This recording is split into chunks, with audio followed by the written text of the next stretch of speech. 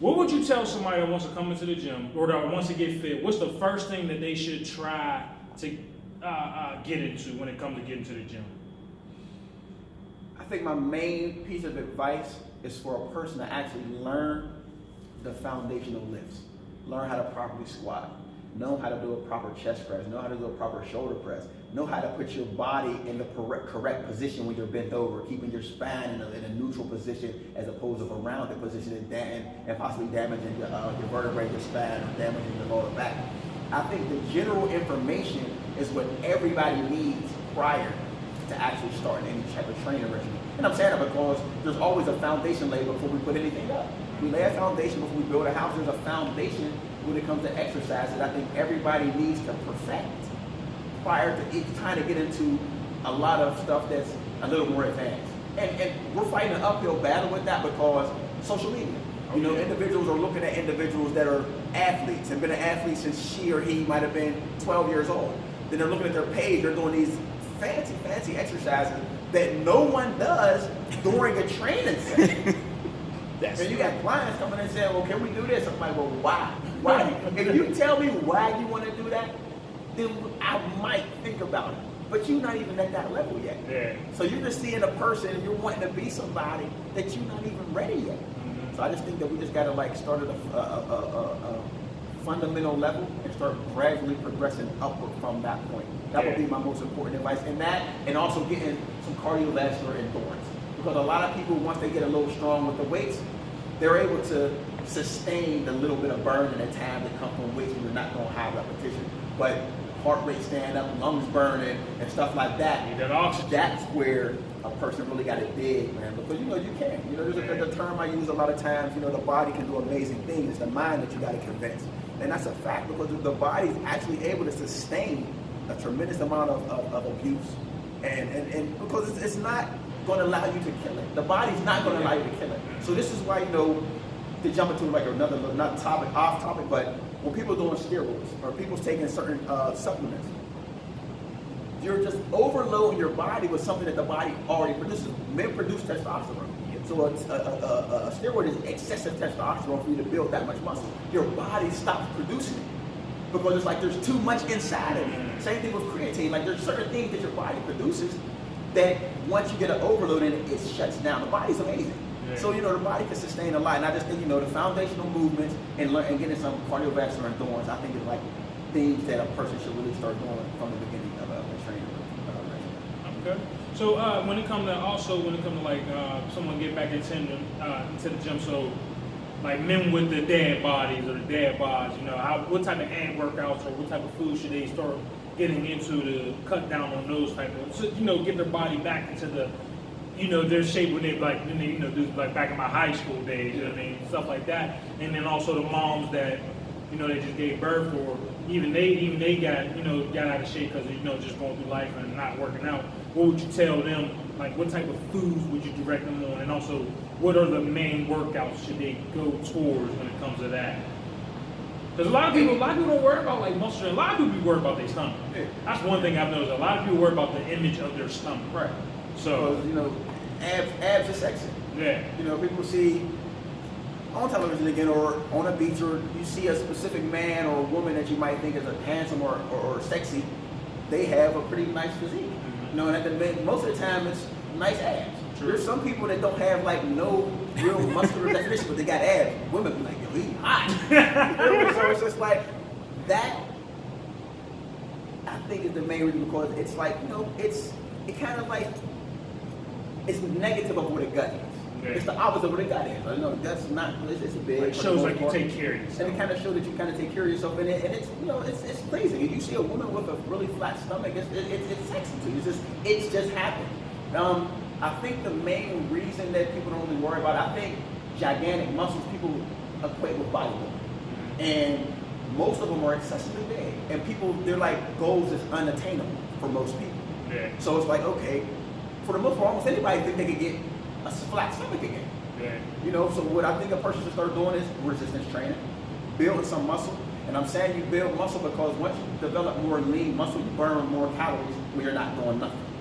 as opposed to not having that lean muscle. So whatever weight training regimen or weight loss regimen you're going to get into, there should be some resistance training in it that's going to make it effective. And you got to implement some type of cardiovascular. And this is not just saying running or jumping rope and stuff like that. You can create a circuit training with series of exercises back to back that can give you a similar effect because the heart rate's going to stay up. Okay.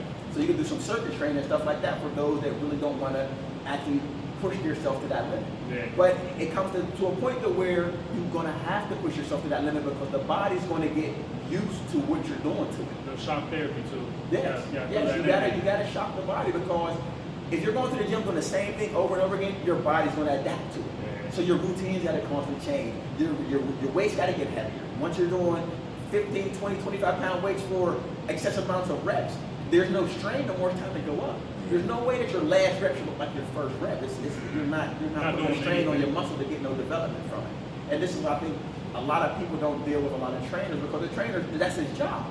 It's his job to log what you're doing and take you to that next level. Like a trainer's client on the trainer's end should never plateau.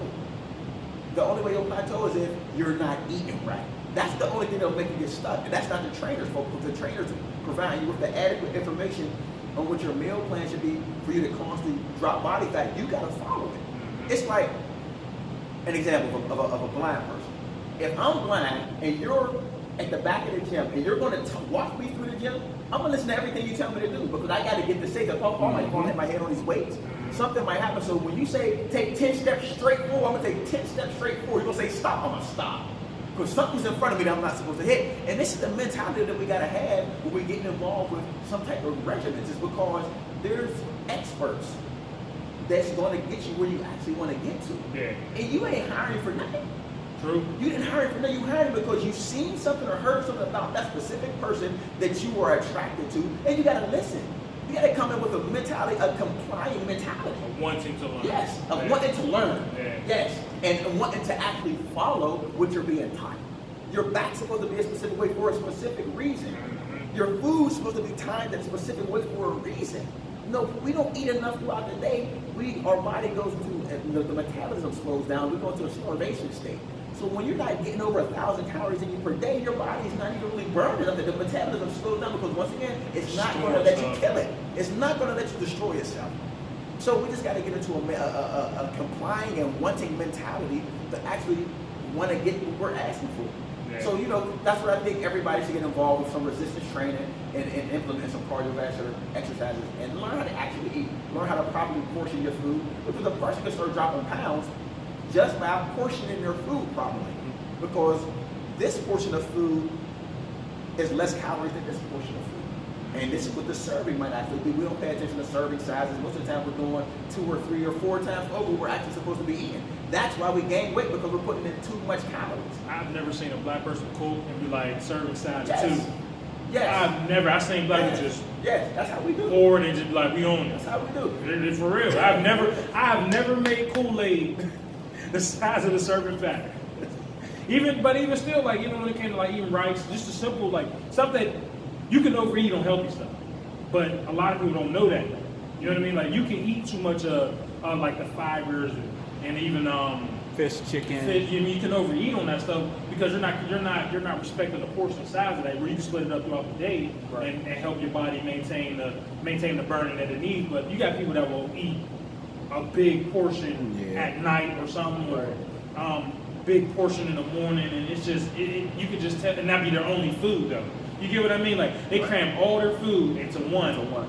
And it just doesn't. Then you're not moving around no more. Kind of like Ramadan, how they have to eat at night. Mm-hmm. When that sun's up, you can't eat in between that. That's what most people do. They fast they eat at night, and then come the morning, it is what it is. So they eat that one meal, like you were saying, and they just go out about their business. But there's people that eat that big portion in the morning though, go to work, and they're working an office job. Yeah, so they're sitting for 8-9 hours, and they get up like, I don't feel like going to the gym, and go home and do the same exact thing again with a big portion too, and that that they're not looking at the fact of how they can split that up throughout the day. And then I'm gonna tell you, if you ever get a chance to like pay attention to certain things, because we get to see it like a trainer. It's like if you ever witness somebody that seems to be kind of heavy, but not like excessively big, most of them don't eat enough. You're like, well, you don't eat enough, but why are you not skinny? Like, this is the mindset. Yeah. Like, well, common sense, if you're really thinking, like, well, they're not eating enough, but they're not slim. Mm-hmm. It should let you know that there's something that you gotta be, that you're doing wrong. Mm-hmm. And then once you know people start eating the right thing more times per day, then the results start to happen. So then this is the thing that we gotta really get into. We gotta get into not paying attention to the scale all the time. Because if you're eating one time a day, one big meal, let's just say it might be 800 calories. For one, it's too many calories in one sitting. For two, it's your metabolism slowed all the way down. So there's not like a lot going on with the body. So your body basically storing all this stuff and it's getting stored as fat. So when you're told to eat 3 times a day, so you can't tell this person to eat 5 times a day, even if you're breaking down into smaller portions, because it's going to make this person gain some weight and they're going to panic. Mm-hmm. So it's like, okay, I'm eating 1 meal a day. I might drink a coffee in the morning, 1 meal, 1 big meal at night. So I go to a trainer, I'm like, yo, I need help. This is what I want to look like. So what's this? He gives me a meal plan. It's like 5 meals on there. They're legit meals. Like, it's like, okay, I got to eat omelets and oatmeal. I usually drink coffee. Then there's a lunch on there. There's something between breakfast and lunch. There's something between lunch and dinner. Then there's a dinner of like 2,200 calories. I'm making gain weight. Yeah, you're That's going how to. people read it, yeah. You're going to. Mm-hmm. Even with training, but it's not going to be bad weight. Mm-hmm. You're going to lose body fat. You're going to build some muscle. So we need to pay attention to other visuals. We need to say, oh, my pants are smaller, or my pants are too big. I'm sorry, my pants are too big. That's a point that you're losing body fat. Oh, I'm starting to have more definition in certain places. Yeah, you're gaining muscle, you're losing fat. Because to see the muscle, you got to lose the fat. Mm. So there's certain visual effects why a trainer should do before and after photos to actually show somebody that it's changing. The scale might not drop a lot, but look, you lost 4 dress sizes. Your pants are smaller. You small as you've been since middle school. Like, I've had people say that. Like, I haven't been able to fit into a 4 since middle school. He was in a 12 6 months ago. So it's just like, the scale is not the telltale sign. Like, we got to start paying attention to other things and actually, start seeing that it's a successful program that we're actually involved in, and not just, weight loss only. For the most part, it's more of a body transformation more than anything. Yeah. Now, somebody might just be adamant on, I just want to drop weight. Then we got to develop routines for that person that, to lose the weight for the most part. But you still don't neglect the resistance training, because you still got to build the muscle for the person to burn calories when they're at rest. You still got to have the person with the proper thing. It's just we got to literally think sometime before some of the actions we take with regards to training somebody, because it's like, okay, well, they're not eating enough. I can't put them on 2,500 calories per day. They're only eating 800. That's just not reasonable. We can up it to maybe 400, maybe break it down into 3 meals at 400 calories per meal, where it's a little bit more. That person, you still going to work out, now you're going to burn. So there's still going to be some balance there, as opposed to just trying to throw somebody completely into the ocean. There's a shark in there. they're not ready for that shark. So there's just like, it's like us too. We got to take a lot of time and effort into actually what we're doing. People might look at the meal plan and just be like, this is basic. It's really not. It's designed for your body type, for you, for what you have, and for what you're looking for. It's designed for you. Yeah. You and hers is different, and look at hers. Yeah. They're different. There's certain protein choices that's the same, but when it comes to healthy fats and the carbohydrate portioning and stuff like that, they're completely different. True. So this is my question, how do you get people out of the mind state of eating fast food? Like, what is a good, not all fast food is bad, but how do you get them out of that, I'm just going to go grab a burger? They have to prep their food. At the end of the day, that's what it comes down to, because most of us, we just want stuff instantly. And this is where the fast food industry, the lifestyles we live for the most part, we're moving around all the time. Just even like here, we're training from 5 in the morning to 11 a.m., no breaks, straight, hour after hour, groups of people coming, bang, bang, bang, bang, bang, bang. So if you don't have something in between that time, you're going to want something fast. You might run around the corner and get a muffin. Mm-hmm. There's a gas station right around the corner. You might run over and get a muffin because it's going to just give you something. Instant. So it's instant. Mm-hmm. So if a person's not properly planning, they're kind of planning to fail. And that's just the fact of the matter. You're just not willing to actually take the time out. And some people's lives are excessively busy. But I think we all can find 2 days out of the week where we can do something in the kitchen for a couple of days. Then people say, I don't eat leftover. And I'm like, oh, well, I don't know nobody. I don't know nobody. Everybody, Thanksgiving, people ate leftovers for a few days. Just now, Christmas, people still eat Christmas leftovers today. Mm-hmm. So I don't know nobody that don't eat leftovers. But people say a lot of things, man, and sometimes I just think it's excuses for them to want to continue in their bad habits.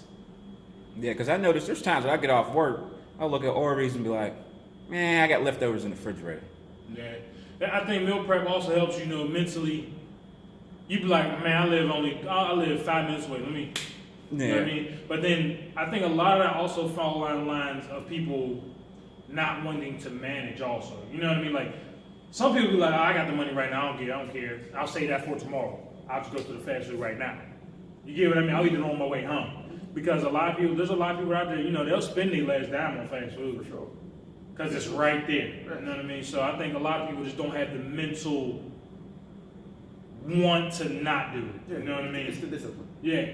So, I you know, like you said, that's... And you don't have to have the discipline for it. You don't. You can go right there, it's prepared, it's instant. You walk through the line, by the time you pay for it, you walk over for 2 minutes, and you got a whole meal out there.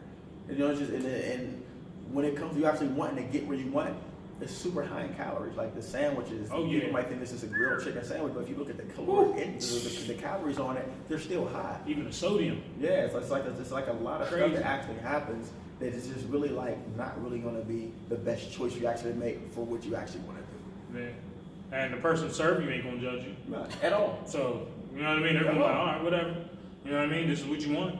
So, you know, when it comes to how often should someone work out, in your opinion? Like when it comes to them wanting to better themselves or maintain, well, how often do you think somebody should work out? I think we all should at least do 3 days a week. And I'm saying 3 days a week at a minimum. I'm saying a person should go get some resistance training in and some cardio mixed in with that. 3 days a week. When it comes to maintaining, that a person can maintain really well at that many times a week. Because when we're saying maintain, it's basically saying a person pretty much reach their fitness goal. Yeah. So all they're doing is not allowing themselves to get back up to a look that they don't want to be at. But when it comes to getting down, there's more sacrifice that has to actually occur when it comes to getting down. We got to really be diligent on what we're putting into our bodies at that time, like to get where you want to. Because now it's a sacrifice that has to be made in order for you to get down. But you know, an example I look at a lot of people. I say, who cares about losing gas at home?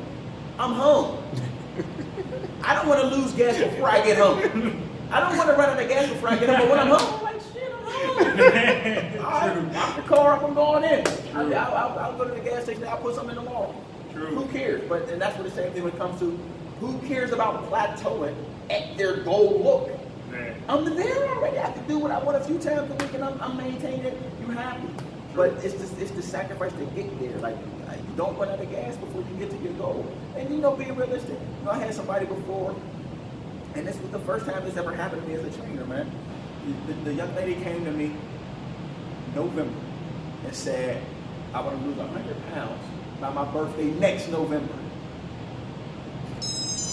That was the first time that ever happened to me. No one ever came to me and said, I want to dedicate a year to you and training. I mean, she was already in the mindset. She already had the mindset. Right. I'm like, oh, this is what I've been waiting for. Right. Yeah, it's gonna be what it is. But it was a lot of, there was a lot of fighting and stuff that went with that because this person was also not in,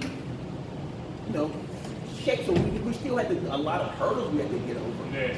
But at the end of the day, like, that was the mindset that you really be looking for in somebody. Mm-hmm. Like, okay, I'm gonna lock in for the time being. But she knew how long she wanted to give herself to do it, and she respected it. The one thing I took from that was that she respected it enough to know that you can get her there. And she respected it's a process. Yeah, you know what I mean? Like, that's what the biggest thing was.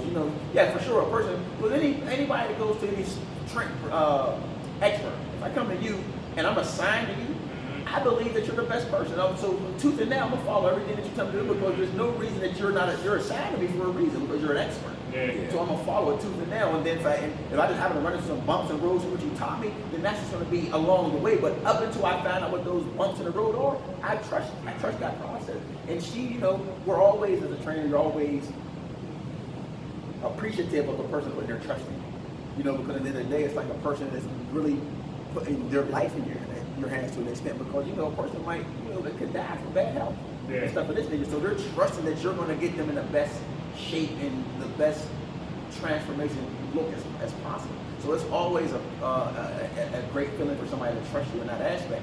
But on the flip side, person has to be serious.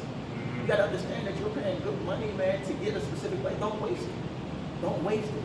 Do not waste your money, because at the end of the day, a great looking body looks great without clothes on. A person is not in the best shape to look good with clothes on. So if you're not gonna take it that serious, maybe buy some more clothes. Yeah. But when you want to start wearing less clothes, take your training serious. Then the clothes are going to be less. Yeah. So in your time of being a personal trainer, would you say it is more mental than it is physical when it comes to being prepared for like being in the gym and just wanting to be healthy? Period. To me, it's almost all mental, and I'm saying that because even though your muscles burn, your muscles are sore, you gotta have that mental toughness to still be able to fight and push through it. Yeah. You know, if you haven't did leg exercises for a long period of time, you're sore. Yeah. You're excessively sore, so you gotta have a mindset of, okay, I'm gonna still push through it. So to me, it's almost all mental. Like the physical part's the easy part to get over. It's the mental part. You're like, oh shit, I'm super sore. Yeah. But at the end of the day, if you just like, all right, this is how it's supposed to feel. Leg day. Yeah, I mean, and we're using that part because for the most part, that's probably one of those paralyzing feelings for somebody. Because you got to sit down, you got to walk a lot. But there's other, times when if you're doing like you haven't did your chest and back for a long time, like when you stretch your arms out, like this stretches, it's sore, like almost similar. Mm-hmm. But it's just you don't do this a lot unless you're like about to hug somebody, if you're yawning, there's certain movements it's not repetitive.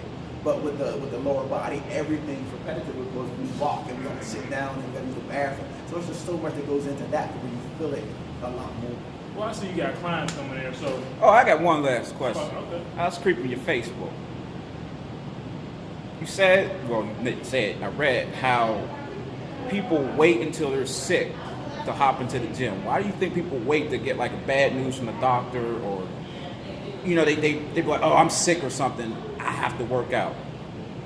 How many times have you watched a movie, it took someone to have cancer to take that trip? Yeah, like, why do you think, like, especially like in our community, why do you think the black men especially, because we don't want to go to doctors, why do you think we don't wait until we're dying? Yeah, until we're dying. Like, how would you change that aspect? I don't know. I really wish I could say why we take things for granted, and maybe sometimes it's because we don't want to believe it. Maybe I can't really say, but I was that way when I was younger. But now older and knowing, understanding excellent health, I get physicals every year. So like I've turned that part of my life around because I understand that if you catch something sooner, it's better than having to like go to the emergency room because you're having excessive pains or something like that that's going through your body, and then you find out it's cancer or it's something that's life-threatening. Yeah. So I just think that we got to start caring more about ourselves to actually, instead of waiting until the last moment. So when it's that time, you have to take action. Or it's like committing suicide. You have to take action. So when we find out we're about to die, or if you don't change it, you're going to die. Okay, I don't want to die. I want to continue enjoying life. Is the mindset of most of us. So we do what's needed to try to combat that death that they're saying we're actually going to go through.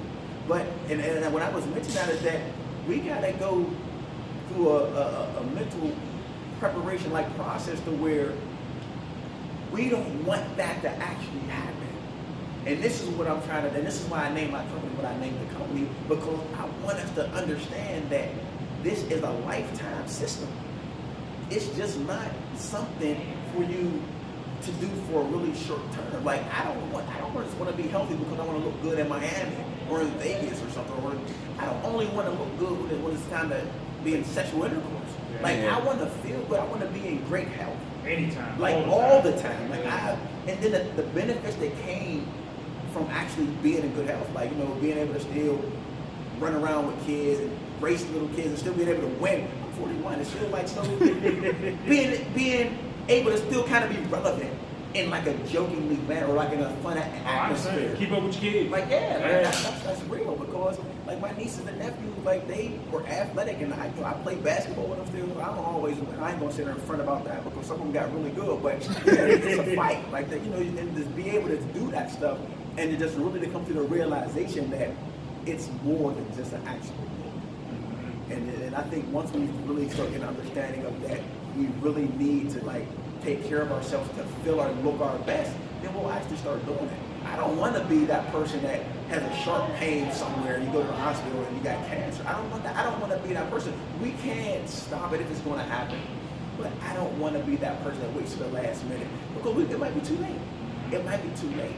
You know, it just so happens that some people get, you know, diabetes later in life, and somebody might get cholesterol problems and stuff like that due to the way we eat. A lot of it's not really due to nothing else other than the way we eat. We put too much sodium in our bodies. We eat too much fattening foods and stuff like that cause our arteries. It's like a way of life that we've been living for a really long time. That's the reason that we are the way that we are. It's just not by chance a lot of times that it's happened. It's a process that we actually went through to get to where we at. And we got to start trying to reverse that process, man. And in order for a person to really understand what a healthy life actually is.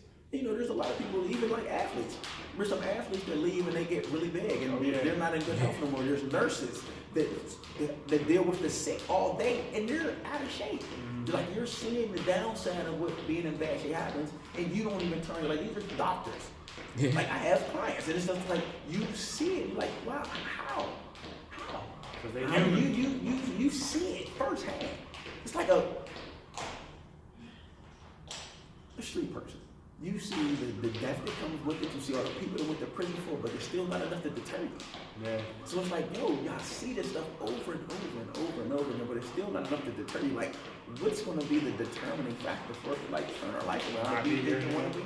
Really, not just not be here no more. You know, that's the end result of that. Yeah. So, somebody over the speed roping. You know. Like we asked like OJ and everything. What's something that you could say that you could tell people to, I guess, motivate or, you know, what's something that you've heard throughout your time of just, you know, being an adult, I guess, or even anything. What is something that you can tell people that help them motivate them? I'm gonna tell them something that I didn't hear. Yeah. And get on this because you love yourself. Not because you hate yourself. And what is the relevance with that? Because we fight more for what we love than what we hate. We don't fight for what we hate. We fight for what we love. So you want to change your body because you love yourself, not because you hate yourself. And I guarantee that you will take a little more initiative and there'll be a little more fight, a little more drive for you to actually get to where you want to get to. That's my advice for the people. Because whoever fought, I've never fought something I hated. I ain't fight for nothing out here. Ever. You can die. Yeah. I fought for my girlfriend a couple times, you know. Good food. But appreciate you having us on this and you being able for us to interview. Man, I appreciate it. It's always a pleasure. Great knowledge, man. And I want to thank you for a lot that you do in the community because, like I said, I creeped your Facebook. Like, was it the kick-ass boot camp or something? And then I seen the pictures with you and the kids, like in the school. Man, I love it. Before we forget, he just recently won, what was that? An award or, recognition. Yeah, there we go. From the city, we want to tell people what's that. A lot of people seen the video and they were like, "What the hell was that?" But I was one of them. It was something like, you know, it was just a moment thing, so we couldn't really go into detail what it was. What was it that the city actually recognized you for? Because so there was actually two. Last December 12th of 2017, myself and my partner OJ, we got awarded from the city for something called a proclamation. It was basically a recognition of all the things that we do in the inner city and in the communities and the stuff that we do with elders and all the programs we were involved in. It was kind of like helping turn people's lives around and stuff like that. And also for us turning our lives around, we got awarded Club Elevation Day, December 12th of 2017. We got that last year. And then last Friday, we got an award from the state. It's called a citation, but at the end of the day, it was just really a recognition of all the work that we do in the community. It's similar to what we got last year, but on a larger scale. Statesman Ed Gainey came down and presented it to us at the gym, and it was just basically, you know, us turning our lives around and us turning a lot of other people's lives around. Cultivation of the kids and a lot of community activities we do with kids and elders and stuff like that, and just for our contribution to try to help better people's lives. Babe. it's living proof that you know what I mean. You could do the best you want without even needing any people. That's one thing I can say I appreciate from y'all. You doing shit for people that don't want nothing, and you doing it because you actually want to see people do better. You want to see people grow, man. Right. So that's what we need. I feel that we need as humans. So appreciate you having us on this show. Well, the show. You know what I mean. But, it's our show. Well, it's his interview right now. It's not our show. It's his interview. So it's a pleasure. I appreciate it. But appreciate you, man.